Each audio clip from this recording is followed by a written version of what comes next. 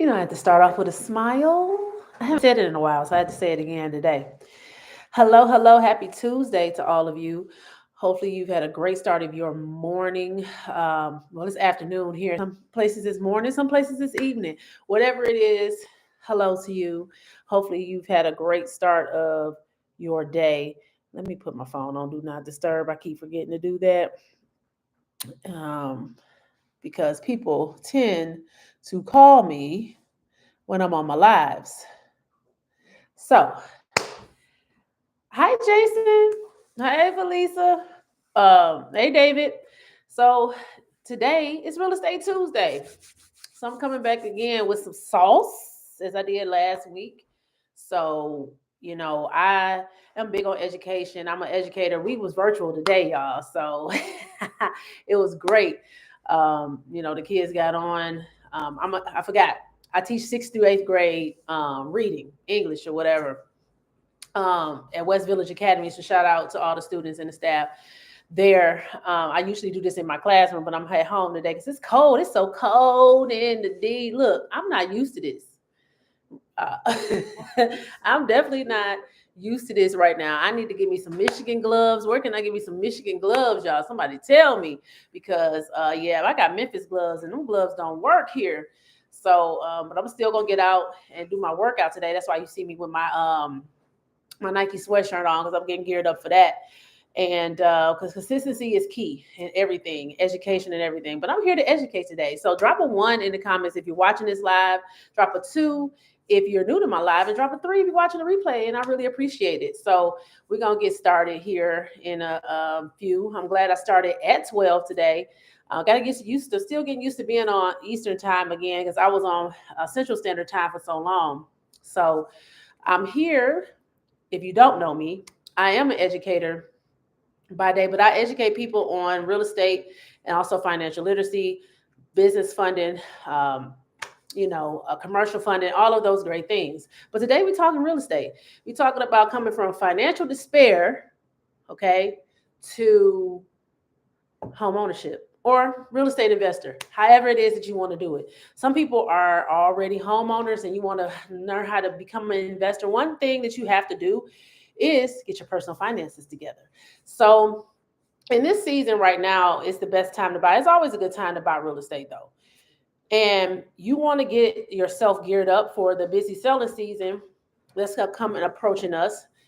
When it's people have homes on the market now, but it's going to spike up once it gets warmer, and definitely it gets warmer in other places quicker than up north. But still, there are beautiful homes that you can go and out and buy, but you got to get ready. So I'll give you a 6-month blueprint on how to get ready using credit repair and managing your finances. But this strategy can be used for anybody who's on the path of home ownership, regardless of where you are in your finances. It might take you a year, it might take you 2 years. But if you stay diligent to the plan that I'm going to set forth, then you can definitely become a homeowner or be able to invest in real estate, however it is that you want to do it. So I am, like I said, I'm a realtor. I'm also a financial literacy educator, and I have a real estate investment company myself. So I've learned from the mistakes I should say the lessons that I have learned. I was a homeowner for 10 years. I had bought a home in Memphis, and then I have really studied and educated myself on what it takes to become a homeowner. I've talked to lenders, mentors, like I said, the lessons that I learned about being a homeowner, all of these things. And I'm gonna come back and do something about people that are already homeowners. If you're a new homeowner, drop a 1 in the chat as well. If you're a new homeowner, kudos to you. There's some things that you need to do to prepare yourself to be able to pay that mortgage. And you don't have to take 30 years to pay your mortgage, okay? Like they tell you. So you have to learn your amortization schedule. So, but I'm gonna save this for the people that are being prepared. But I have talked about that before. But I'm gonna come back and talk about it again about what do you need to do once you get the house. Okay. So I'm gonna do it step by step. So those of you that are just starting the process, a lot of people out here need credit repair. Is like almost 12 million people in this United States of America who have a 580 credit score or lower. Okay. And you can buy a home with a 580, but you have to have money to do that. You have to have money to buy a house regardless, but you have to have a substantial down payment and your interest rate is going to be high. So you want to get your credit score. I mean, you could buy a house at 650, but I always tell my clients getting up to that 720, 740, 740 is minimum. 740 to an 850, your interest rates are going to be the same. So it really doesn't matter, but you don't want to be teetering on that line. So you want to get above that 740. But if you get to that 740 and you are disciplined during that process, that's fine. You will have the ultimately best interest rates. And don't let people fool you about the interest rates right now. They want you to be fooled. They want the smoke and mirrors to come up because they don't want you to buy these residential homes. They want to buy them for themselves. So you have to understand there are so many things that can be negotiated in your contract that can get that interest rate down, numerically, because the math has to math.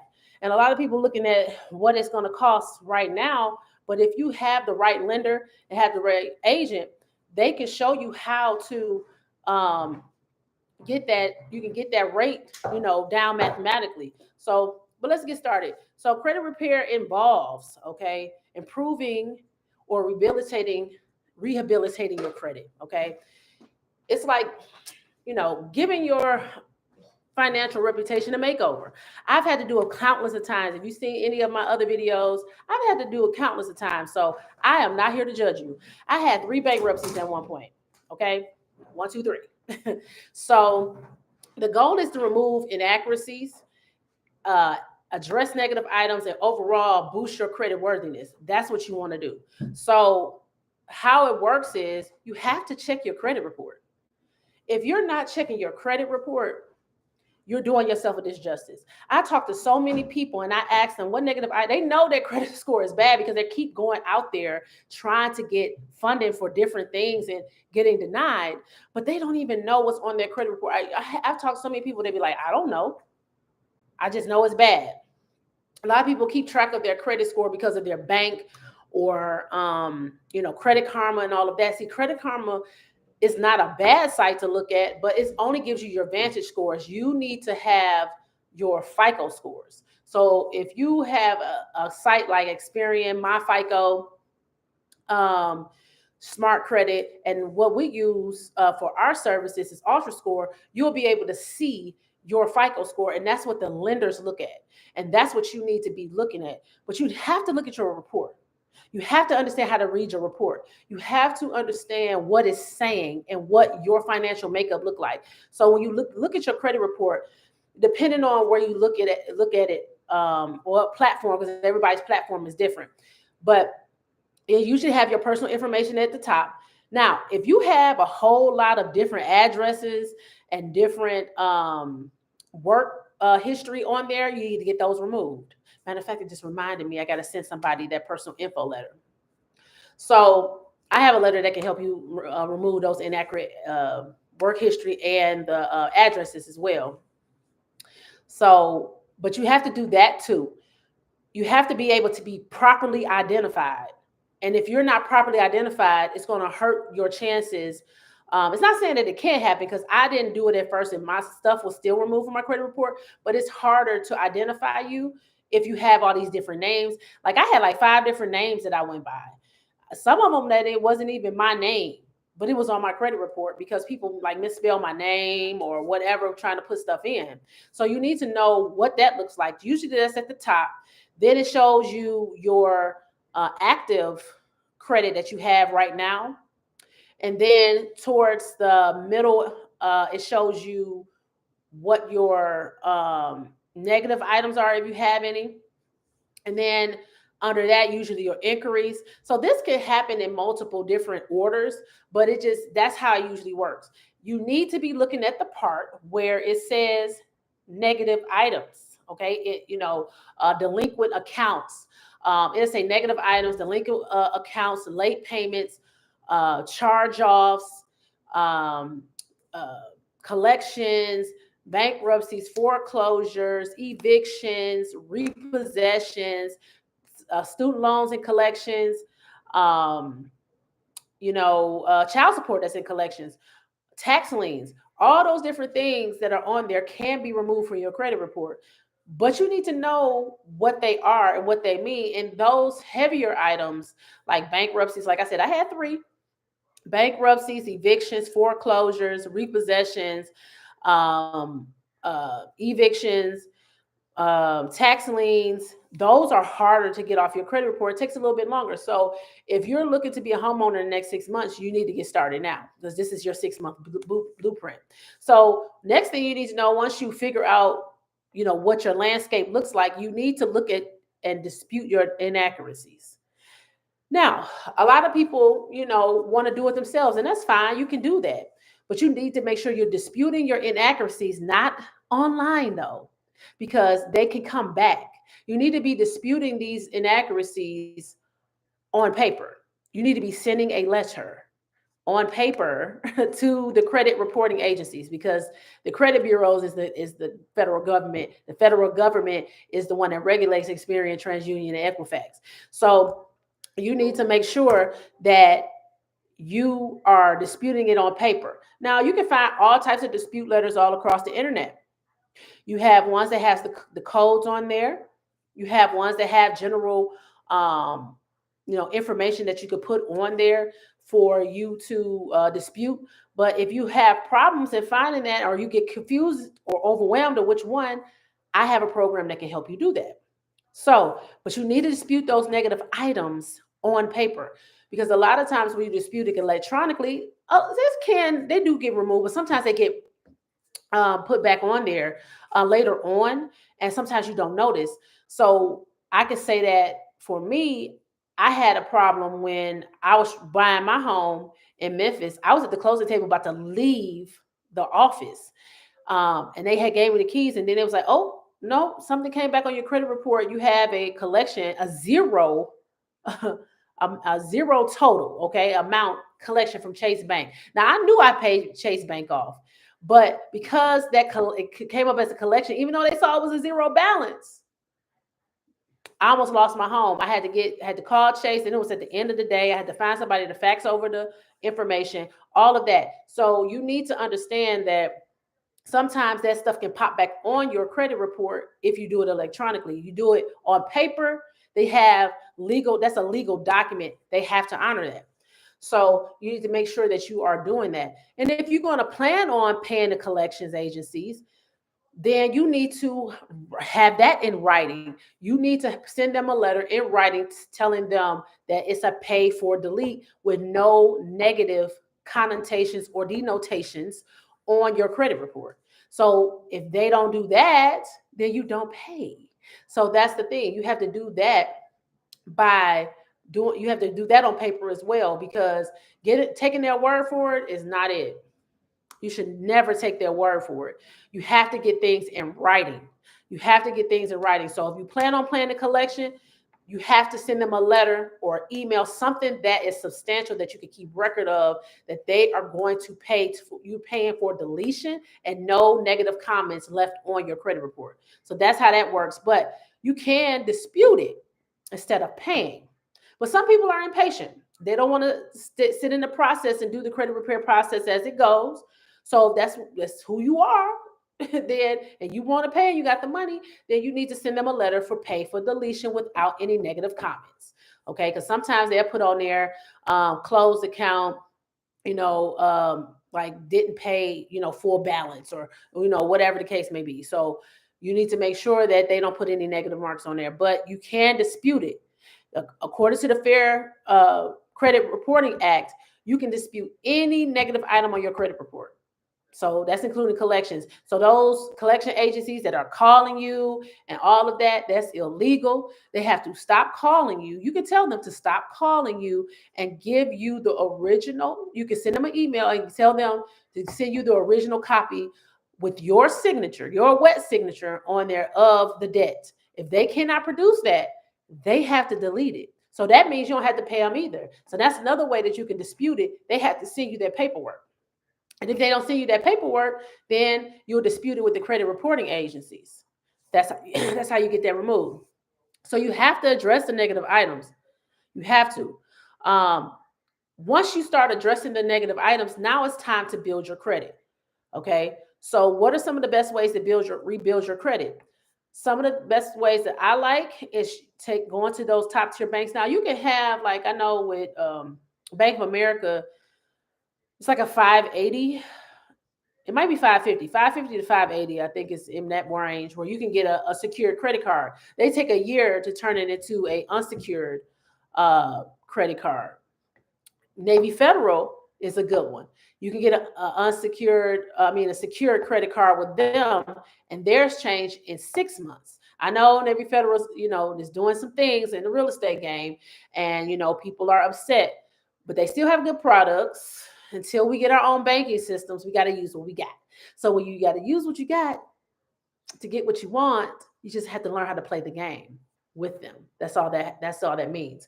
So getting a secure credit card, we have that on our platform as well. So if you have a secure credit card, that helps you build your credit. Now, I always tell my clients, you need to put $500 to $1,000 on that secure credit card. So all of you that's getting these big refund checks, and you need to build your credit, one of the best ways is getting a secure credit card with one of the top tier banks, Navy Federal, Bank of America, some type of credit union, and if you're a business owner, you need to make sure that the bank that you choose for your personal credit can help you with your business credit once you get to that 760 mark.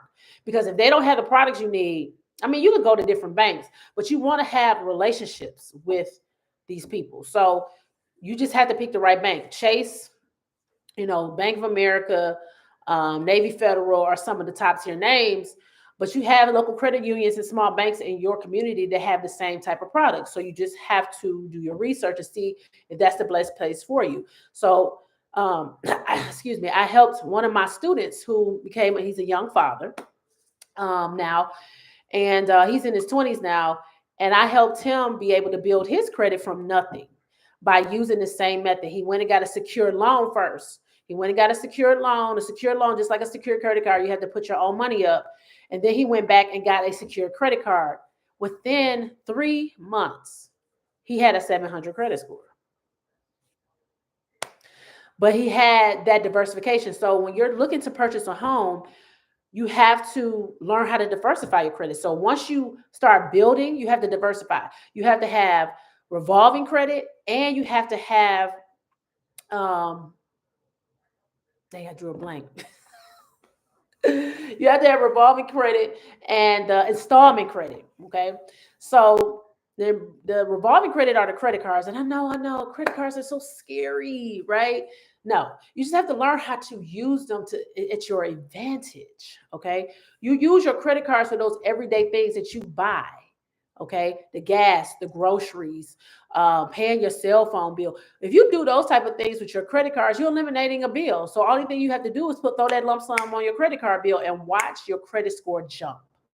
Okay, and paying your credit card before the reporting date, paying it off, will help you increase your credit score as well. So what's the reporting date? It's usually 2 or 3 days after your statement date. So usually you'll have a statement date on your statement. Hopefully you're looking at your statements, and they'll say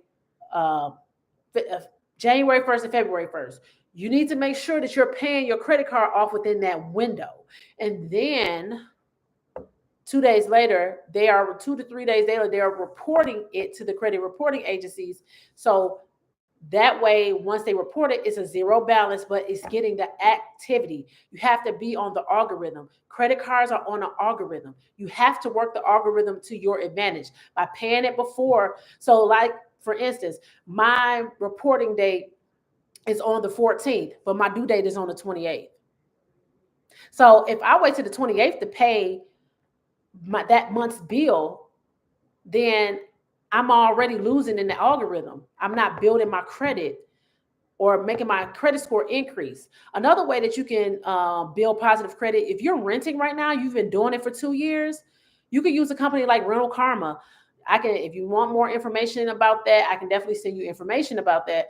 But Rental Karma is where you can take your rent that you're already paying and put it on your credit report as a trade line, and it will be considered an installment loan on your credit report. So you need a mix of revolving and installment. So those of you that are trying to build your credit right now and you cannot get any major credit cards with top tier banks, then one of the ways you can do that is putting your rent on there. Why not put your rent on there? You already paying, so you might as well get rewarded for it. So, and it reports to at least 2 credit bureaus. Okay, so that'd be something to help you too. But when you're looking for these products, you need to find ones that are reporting to all 3. But if it's at least reporting to 2, that's still good. But if it's just reporting to 1, you need to find something else. But it needs to lead at maximum all 3, but at minimum at least 2. So if it's doing Experian, you want at least Experian and TransUnion to get hit, because those are the most of the top ones that lenders are using. But if you're looking for a home, they look for all 3. So, but you want the Experian and TransUnion to be hit, definitely. So having that rent on your credit can help you with the installment part. And when you're looking for a home, you have to have at least 4 trade lines, okay? And it has to be revolving and installment. So you don't want to be too top heavy in one. So installment loans are like your mortgage, your personal loans, your car loan. Those are installment loans. You want those to be on there along with your credit cards. Your credit cards is the one that gets that utilization, and that's what busts your credit score out the water right there. You need to make sure that you're paying attention to that utilization. When you're talking about buying a home, you want that utilization to stay between 6 and 7%, if not 0. But you don't have to pay it all the way down. They just want to see that it's below. You have to have it below 30%. Now, if you're not looking for a house, 30%, I mean, that's still high, but 30% is still, pretty decent if you're looking for a car or something like that. But a home, you got to have it below that 10% mark. That 6 to 7% is that sweet mark. 0% is fine, but it has to be reported for at least 3 months if you are a W-2 employee. So if you're a business owner, you want to make sure, and even if you're a W-2 employee, you want to make sure your credit card statements for at least a year are at that 6 to 7%, because that shows the lender consistency. They want to see consistency in your finances. But if you are a W-2 employee, they'll take the 3 months. But business owners, they try to be a little bit more harsher on us. So you just have to have all your ducks in a row. So you need to make sure you have your tax returns, your W-2s, your credit card statements, any other forms of income that you have, your 401k statement, if you have IRAs, if you have stocks, if you have real estate, if you have any type of other income, child support, disability, Social Security, whatever it is on top of your normal W-2 income needs to be in there as well. So back to building the positive credit and the diversifying the credit. So that's what it is. It's good to have 6 trade lines. So you can have 3 revolving and then 3 installments, or you have 2 installments and 4 revolving. Whatever it is, you have to have a diversification in your credit report. Okay, so that's how that works. So when you're talking about the next 6 months, you want to improve your credit score and your credit profile for better mortgage rates. That's the point. You want the best rates, and you want the best starting off, and you'll be able to pay down your mortgage faster than 30 years once you get more financially literate. But I'm not going to go over that today. I'll go over that another day. So you're going to improve your credit score and your credit profile, because the credit score will get you in the door, but the credit profile is what ties it all together. Okay. And once you know that you're credit worthy, you have the revolving and install, you have that mix of credit, you have the negative items removed, your credit report is stout, I will go into the bank and I will have all my paperwork together. I will have, if you're a W-2 employee, I'll have my W-2s, my 2-year tax returns, my whatever, my check stubs, my credit card statements, all my bills that I'm paying statements, and all the paperwork that you would need in order to go and get lending. If you're a business owner, of course, you're going to need, they say 2 years, but I would go at least 5. But if you haven't been in business that long, then 2 is fine. But you need to have your tax returns. You need to have your 1099s. You need to have your profit and loss statement. You need to have your asset list. You need to have whatever income producing assets that you have need to be on paper, showing that all of those different things accounts for what you're going to be lending for. You get approved for.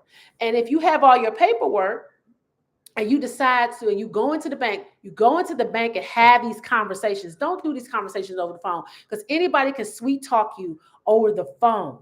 Anybody can sweet talk you into using them over the phone, but you have to get a feel for this person, because this person plus the underwriter can make and break your homeowner dream. Okay, so you have to make sure that this is the person you want to work with. So having them, without even running your credit, if they are who they say they are and they know this, they know the mortgage game like they supposed to, you take your paperwork in there, you show it to them, and tell me what you can do for me. And they can't tell you, then you need to go out the door and find somebody else. But if they can tell you, like, okay, you can do this, this, and this. This is possibly what you'll get pre-approved for, because when you go to the mortgage lender, it's a pre-approval. You still have to go through the underwriter. Once you decide who you want to go with and you get a pre-approval, then you go and ask them, before you even go shopping for your house, I want to go on the underwriting right now. And tell them I want my paperwork sent to underwriting, so I will know that I have all of the things that I need and nothing else is going to come up later on. And if you keep consistent with your finances and don't co-sign for anybody or don't sign up for anything new using your credit, during this process, it'll be smooth. But a lot of people get caught up and they want to, buy the furniture and buy a car, do all these things during the process. Do not do that during the home ownership process, because it's going to hinder your debt to income ratio. Because the more debt you add, the less house you're going to be able to afford. Okay. So I know it happened to a client of mine. He couldn't help it though. Okay. He couldn't help the fact that his truck broke down and he had to go buy another one. But then he used it for work. So he had to go back and do it. But instead of being, because he acquired that new debt, instead of being approved for $350,000, he only got approved for $160,000. So make sure that during this process, that you're not going out getting new credit. And if you're just joining my live, I just went through the process of how credit repair can help you be a homeowner. But I'm just talking about once you get through the process. So once you get all that together, you get a faster mortgage approval that way. And then you won't waste your time, getting pre-approved and doing all these inquiries, and you're not prepared. So make sure, as I currently have 2 and then auto pay, but I have this repo on my credit report. My credit is climbing. Climate is declining. Yeah, the repo Emperor is Don. It's gonna, I can't see, I think it says Emperor is Don. I don't know if you're still on here, but it's going to continue it weighs heavy on your credit report, just like a bankruptcy, just like a foreclosure, just like a eviction. Those weigh heavy on your credit report, and no longer, because it's still reporting late. That's why your credit is continue to decline, because it's going to continue to report late. So you have to take action by disputing it, getting into the dispute process. Or if you don't want to do the dispute process, like I said, our services will help you with the dispute process. If you don't want to do the dispute process, then you will have to work out something by paying them. But you have to make sure that you're paying for deletion, and then your credit score probably still will lower, because you're losing the credit history, but it'll climb faster and not continue to decline when you get that negative item off. So when I end my live, I can put my card in the chat, If you want some more information, I can definitely send you that information. And you can contact me if you have any other questions as well. Uh, I'm putting my digital card in the chat for you so you can, because it's on my description, but that's my digital card. So you can definitely reach out to me if you need any further assistance or you need any questions, because our company definitely can help you be able to get those negative items off. So during this process, like I said, you're welcome. During this process, you have to make sure that you are managing your credit report, not just your credit score, but your credit report, making sure that you don't see anything to pop up later on, because that can hinder your process. And like I was saying, you go into the bank, have conversations, personal. I know everybody like to text and email these days.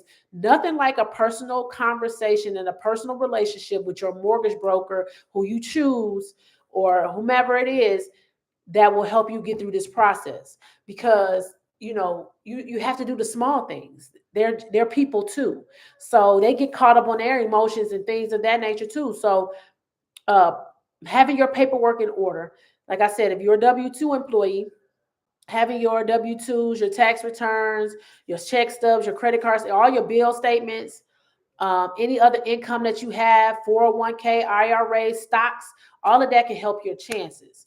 Okay. If you're a business owner, you need a little bit more. You need your 1099s, you need your profit and loss statement, you need your asset, list, you need your balance sheets, you need your, whatever your accountant, if you have an accountant, if you're making big money, even if you're not making big money, you still generating money through, your business, you definitely need an accountant of some sort, accounting service or system of some sort. You need to have these type of reports ready. Okay. And if you're a W-2 employee and a business owner, you need to make sure that you haven't taken a loss in your business, because either they're going to make you dissolve the business sometimes, because a lot of these lenders don't really know. They'll make you dissolve your business. So you need to get with somebody that's business friendly, business owner friendly, okay, to guide you through that process, because they can make or break you. I had a client, we were days before closing, okay, and because she took a loss in her business, now this stuff was told to the lender at the beginning, and because she took a loss in her business, they said she couldn't get the loan 4 days before closing. So you have to be mindful. She's a W-2 employee as well. So you have to be mindful of the people that you are working with. That's why I said going in and having personal relationships, bring them coffee, find out what they like, bring them little candy and snacks and stuff like that. That type of stuff makes people feel good, because they don't feel like they're appreciated, especially on their job. And if you show them appreciation, some of that stuff that they wouldn't do for others, they'll do for you. Just saying. Just saying. So, just make sure that you are just make sure you have your paperwork in order. Just make sure you have all your ducks in a row, because so they can't deny you. Now, the first time home buyer programs, you can have a 650. Some of them are even going down to 620 again, but average is 650 and above. But you want to get that credit score up to a 740, so you can still use that first time home buyer incentive and also get the best interest rates. The whole point of getting your mortgage is the best interest rates, so you won't pay more for your mortgage. And like I said, you can buy a home with a 580, and a house can help you. Your mortgage can help you build your credit, but you're going to pay more in the beginning. So, and you can actually, when you improve your credit, you can refinance.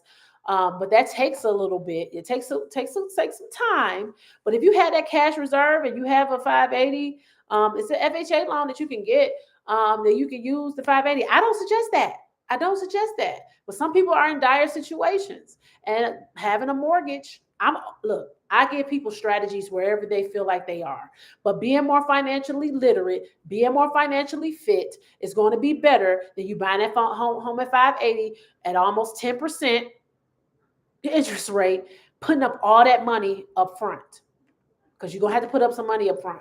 3%, but it's still, if you had your credit score where it's supposed to be and your credit profile where it's supposed to be, you wouldn't have to come with just the money that you show Because don't get it wrong, you have to have money regardless of the fact to buy a house, because you got to have money for your inspection, your appraisal, whatever it is that comes up. And then you have to have at least 3 months of your mortgage saved, okay, in a bank that they can see, the mortgage lenders can see. Have that 3 months saved, because it shows good faith that you know how to save money and you're going to be consistent in paying your bills. So they see that like, oh, well, if she can afford this, she can save money, or he can save money, then I know they'll be able, that cash reserve will be able to pay their mortgage if they fall behind. That's what they're looking for. They're looking for a reason to say, hey, my investment, because they're investing in you, is going to be protected because this person has savings. So just make sure that you put your best foot forward at all times. So I know the Bank of America program, the first time home buyer program for Bank of America, because I had a client who used it. She bought a home in Detroit. I'm not a realtor in Detroit yet, but she used it in Detroit, but she was ready 6 months after using our services, and me coaching her, but she had to wait 4 more months because she had to have those that money saved in her account. So don't get it twisted. You can buy a home with no money, okay, down, but you still have to have some money in your savings account to show that of good faith to the mortgage lender. And that's another thing. Is that the same with investment properties? It all depends on who you're using, Empress Don. So with investment properties, if you're so with investment properties that you're trying to buy and hold, when you're renting, you have tenants, it goes a little bit differently. You can use traditional lending for investment properties. That's FHA and conventional loans for investment properties. But FHA, they want you to quote unquote live there. So you have to still abide by those guidelines. Now the conventional loans, because the FHA, because they have it where you can get the mortgage, the mortgage plus the rehab costs. Okay, it's called a FHA 203K loan. You can use it, but you have to say that you're living there. So you will still have to have that cash reserve for that if you use traditional lending. In that sense, conventional, you can still use the same programs. They're just not as stringent. So you'll still have to have some type of savings. Now, if you are using a traditional, if you're using a commercial lending or what they call hard money lenders, you still will have to put some money down. They're going to give you the money to purchase and rehab, but a lot of them acquire you to have 10 to 20%. So it just all depends on what type of lending that you're going to do. Now, you can buy a home through seller finance. How does that work? I'm learning more about this. I haven't tried it yet, but I know a lot of people that are in real estate have done it that I know. And you can go to the seller and assume their mortgage, okay? Put your name on the deed, assume their mortgage, and take over their payments that way, and you can still use it for a rental. That way, you wouldn't have to have a substantial amount of money to put down. You can work that into the deal that you're going to pay them back within a time frame. So you have to give them a time frame. Say, like, I'm gonna give you, say for instance, if the homeowner is looking for $30,000, how long will it take you off that rental property to give them back $30,000? That's what they're looking for. That's what you would negotiate your deal. So if it takes you 5 to 6 years, so you'll say 30,000 paid over a monthly period time in 6 years. So for instance, you will pay, whatever that is as far as the math breakdown, you'll pay that to the seller of that home every single month. So, I mean, it's different ways to acquire real estate investment properties. Okay, seller financing is one of the ones that you don't have to have money come out your pocket. So just make sure that you know what you're doing when you get into that. But like I said, you can use traditional lending. You can use like the FHA and conventional loans. You can use hard money lending. They just gonna tax you now, and you got to have 10 to 20% to put down, or you can do seller finances to acquire that investment property. And that requires no credit or no money. You just work in the deal how you're going to pay the seller back. And if they're one of those people that are not looking for something like right now, to get paid like right away, then that's the best option for you is to do um, that's the best option for you to be able to purchase that home. So good question, Empress Don. I appreciate that. Let me know if you have any other questions. It's lunchtime for me. I got to get back online in a minute. So we're going to make me some lunch right quick. Enjoy this little downtime I have away from the kids. If you need help with repairing your credit, your finances, how to build, I would love to assist. You can definitely reach out to me. On my Instagram, my link is in my bio. On my YouTube, it's going to be in my description, and on my Facebook, it keeps putting up the wrong link, which I don't understand, but I'm gonna fix it once I am. But you can click the link in this live to reach out to me, or you can send me a DM, PM. I'm at Queen Coach T on IG. Toria Danielle Burton Howard is my FB. Is my FB, but I'm all over the place. You can find me on LinkedIn. If you touch my digital card, you can connect with me on all of my social platforms. Okay,